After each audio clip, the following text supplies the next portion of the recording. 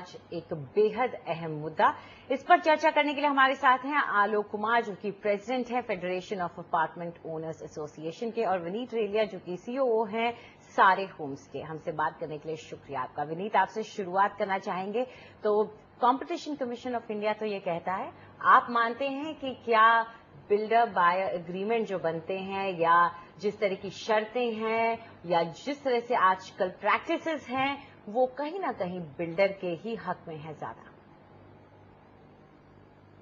देखिए, हमारा मानना ये है कि ये जो पूरा मुद्दा है, ये एक एग्रीमेंट पे सीमित नहीं है।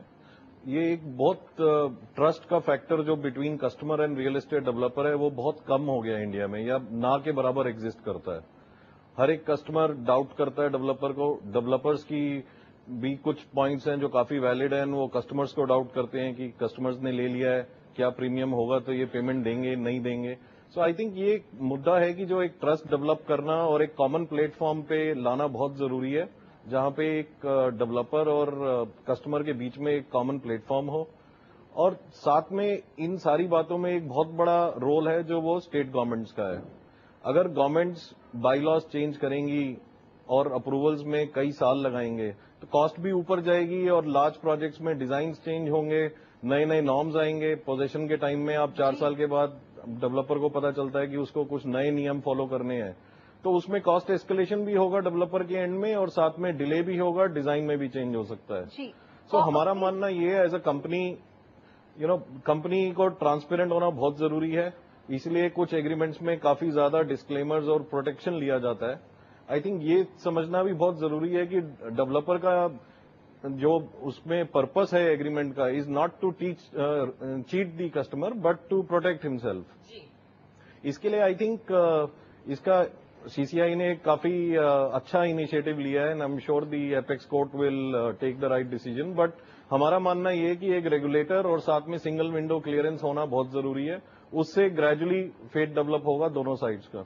जी, आप ट्रस्ट डेफिसिट की बात कर रहे हैं आलोक, ये ट्रस्ट डेफिसिट पैदा ही क्यों हुआ? इसकी नौबत क्या इसलिए नहीं आई कि ग्राहक परेशान हो जाते हैं? क्योंकि जब वो बिल्डर बायर एग्रीमेंट को बाद में पढ़ते हैं, जब उन्हें किसी तरह की दिक्कत का सामना करना पड़ता है, तो उन्हें ये एहसास होता है कि उनके हक में शायद इसमें कुछ भी नहीं है। आप ऐसे बहुत सारे लोगों से मिले हैं, उनके मुद्दे को आपने बिल्डर्स के साथ उठाया भी है।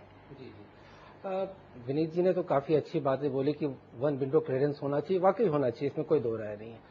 लेकिन अगर आप बिल्डर बायर एग्रीमेंट उल्टाइए, देखिए अगर गौर से, तो आपको लगेगा सारे बिल्डर करीब करीब 90% एक ही जैसा बनाते हैं, उनमें आपस में काफी समानता दिखती है। और आप ध्यान से देखिए तो आपको लगेगा कि उसमें दिखाने से ज्यादा छुपाने की कोशिश की जा रही है। इतने सारे टेक्निकल जो लॉ के टर्म यूज किए जाते हैं कि आम बायर उसको समझ नहीं पाता है, और 25-30 पन्ने का करीब करीब रहता है वो। मेरे ख्याल से बहुत कम ही बायर होगा जो लॉयर के पास जाके उस एग्रीमेंट को समझता होगा कि उसमें क्या टेक्निकल वर्ड है, कितना लीगली वो सही है। तो ऐसे ऐसे टर्म यूज किए जाते हैं कि जब आप लेने के समय, तो आप जब पैसा बैंक से आया, आदमी लोन पे लेता है, वो सारा दिमाग उसको लोन डिस्बर्समेंट में लगा रहता है, वो तो देखता है भैया आंख बंद करके साइन करता रहता है। जब आप डिस्प्यूट पे पड़ जाते हैं तो पता चलता है कि अरे इसमें तो मेरे पक्ष में कुछ है ही नहीं, सारी बातें बिल्डर के पक्ष में है। और क्योंकि बिल्डर ही उसे बनाता है, उसका क्रिएटर ही बिल्डर है, तो फिर तो वो अपने पक्ष में सारी बातें लेकर ही चलेगा। मुझे तो लगता है कि इसमें बिल्डरों को भी सोचना चाहिए कि ट्रस्ट डिफिसिट कैसे नहीं होगा। यहाँ पे विनीत, मैं आपसे पूछना चाहूंगी, आज आपको थोड़े से कड़े सवालों के लिए तैयार रहना पड़ेगा। क्या एज अ बायर, अगर मैं चाहती हूं कि आपने जो बायर एग्रीमेंट बना के तैयार किया है उसमें बदलाव किया जाए, तो क्या कंपनियां इसके लिए तैयार होती हैं कि बायर के लिए इंडिविजुअली उस वक्त चेंजेस किए जाएं? अगर मुझे कोई शर्त नामंजूर है, तो क्या ये होता है कि या तो आप साइन कीजिए डॉटेड लाइन पे, या आप अपना बोरिया बिस्तर उठाइए और चलते बनिए? क्या होता है? देखिए, इसमें बहुत अच्छा पॉइंट है। जैसे आलोक जी ने बोला, आप फ्लैट बायर एग्रीमेंट की बात कर रहे हैं। फ्लैट बायर एग्रीमेंट के साथ साथ नॉर्मली कस्टमर्स जो लोन लेते हैं वो एक लोन एग्रीमेंट्स भी साइन करते हैं। तो लोन एग्रीमेंट में जब कस्टमर साइन करते हैं, कस्टमर आंख बंद करके साइन करते हैं, जबकि मेरे हिसाब से, बिकॉज मैं भी कस्टमर हूं, मैंने भी लोन्स लिए हैं, वो एग्रीमेंट्स भी बिल्कुल वन साइडेड होते हैं। बट जब रियल एस्टेट की बात आती है, तो रियल एस्टेट में इशू क्या होता है कि आपके प्रोजेक्ट्स डिले हो जाते हैं, आपके प्रोजेक्ट्स में इश्यूज आते हैं, और जैसे आलोक जी ने कहा, 90% डेवलपर्स को सिमिलर इश्यूज ही फेस करने पड़ते हैं। तो जब प्रोजेक्ट्स डिले होते हैं, डिजाइन चेंज होता है, जिसका एक काफी ज्यादा दारोमदार जाता है अप्रूवल्स और गवर्नमेंट मशीनरी को भी, तो उसमें इंडिविजुअल लेवल पे पॉसिबल नहीं है। जैसे मैंने बोला आपको, हमारा रीजन क्या होता है एग्रीमेंट का, is to protect the developer also, because ultimately एक डेवलपर का इंटरेस्ट भी प्रोटेक्ट होना जरूरी है। बट मैं नहीं मानता कि कोई डेवलपर ऐसा है कि कस्टमर्स का अगर कोई जेन्युइन इश्यू होता है या कोई जेन्युइन डिमांड आती है, इवन पोस्ट पोजेशन या प्री पोजेशन, कोई भी डेवलपर जो लॉन्ग टर्म बिजनेस कर रहा है, आई थिंक कस्टमर्स की डिमांड को सुन के अगर वो वाजिब होती है तो उसमें जरूर जाके आगे बढ़ के इनिशिएटिव लेते हैं। विनीत, एक जो आम शिकायत बहुत सारे ग्राहकों की है और हमसे भी बहुत लोग इस पर सवाल पूछते हैं कि जब वो अपनी तरफ से पैसे की अदायगी करने में लेट हो जाते हैं तो बिल्डर 16 से 18% की दर से ब्याज ले लेते हैं, लेकिन जब बिल्डर खुद अपनी तरफ से देरी करते हैं, मकान देने में, पोजेशन में डिले होता है, तो जो पेनल्टी मिलती है वो पीनट्स होती है, वो इतनी कम होती है कि उसका मुकाबला नहीं किया जा सकता। तो यहाँ पर क्यों नहीं एक समानता हो? अगर रिफंड भी करने की नौबत आती है तभी बिल्डर्स आनाकानी करते हैं, तो क्यों नहीं एक लेवल प्लेइंग फील्ड हो? तभी सीसीआई को आगे आने पड़ता है। देखिए, जहां तक पेमेंट्स का सवाल है, आप प्लीज एक बात को समझिए, रेजिडेंशियल मार्केट का बिजनेस जो है, रेजिडेंशियल मार्केट का जो मकान बनाने का बिजनेस है, in a way we have contracted with the customer की उसके एडवांस के बेसिस पे हम कंस्ट्रक्शन शुरू करते हैं।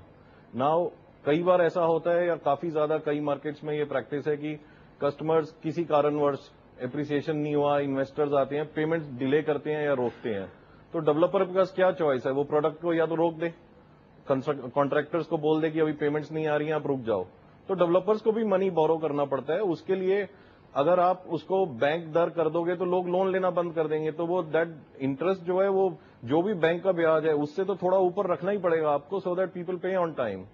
अगर बिल्डर मकान बेच रहे हैं ग्राहक को, तो ग्राहक को अगर दूसरी चीजों पर क्वालिटी एश्योरेंस मिलता है तो मकान की क्वालिटी पर क्यों नहीं? बहुत बार देखा जाता है कि लोग शिफ्ट हो जाते हैं। ये हम किसी का एग्जाम्पल नहीं देना चाहते, लेकिन बहुत सारे केसेस में खराब क्वालिटी देखी गई है मकान की, रहने के बाद बहुत सारी दिक्कतें आती हैं।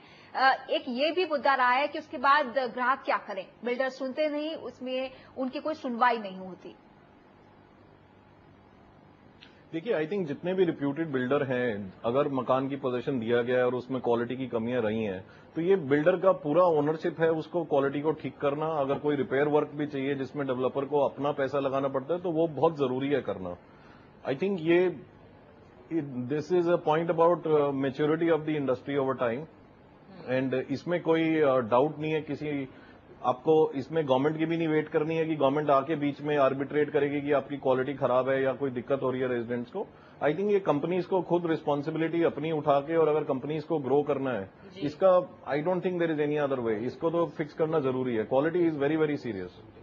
जी बिल्कुल, अगर अपनी रेप्यूटेशन को का सवाल आखिरकार यहाँ पर उठ जाता है तो उन्हीं को देखना होगा। खैर, मैं आप दोनों का शुक्रिया अदा करना चाहूंगी। विनीत, आपने भी आकर के पूरे सेक्टर को रिप्रेजेंट किया काफी टेढ़े मुद्दे पर, इसके लिए शुक्रिया आपका।